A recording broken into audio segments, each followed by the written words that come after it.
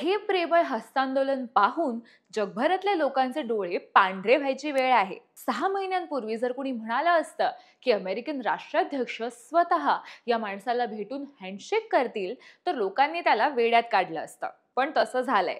ज्या माणसाला अमेरिकन दहशतवादी म्हणून घोषित केलं, त्याला पकडून देण्यासाठी $10 मिलियन इनाम जाहीर केलं, त्यालाच अमेरिकन राष्ट्राध्यक्ष भेटून त्याचं कौतुक करतायत. ती व्यक्ती आहे सिरियाचे हंगामी राष्ट्राध्यक्ष अहमद अल शारा. हा त्यांचा डिसेंबर 2024 मधला व्हिडिओ आहे. ह्यात तहरीर अल शाम या बंडखोर गटाच्या नेतृत्वाखाली बशर अल असद यांची सत्ता अहमद अल शारा यांनी उलथवली. पूर्वी अबू मोहम्मद अल जोलानी या नावाने ओळखले जाणारे शारा, त्यांचा अल कायदाशी सुद्धा संबंध होता. पण 2016 मध्ये त्यांनी या गटाशी संबंध तोडले.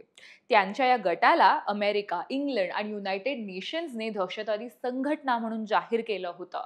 आणि आता त्या साऱ्यावर कडी करत 14 मे 2025 रोजी सौदी अरेबियाच्या रियाद येथे अमेरिकन राष्ट्राध्यक्ष स्वतः त्यांना भेटले.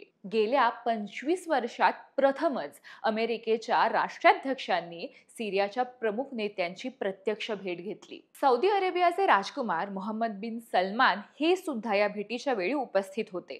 यावेळेस ट्रम्प यांनी असद राजवटीपासून असलेले सिरियावरचे कठोर निर्बंध उठवण्याची घोषणा केली. आणखी एक महत्त्वाची गोष्ट म्हणजे अमेरिकेने स्वतःच जाहीर केलेलं अल शाराच्या डोक्यावर असलेलं $10 मिलियन बक्षीस हे डिसेंबर 2024 मध्ये हटवलं गेलं होतं.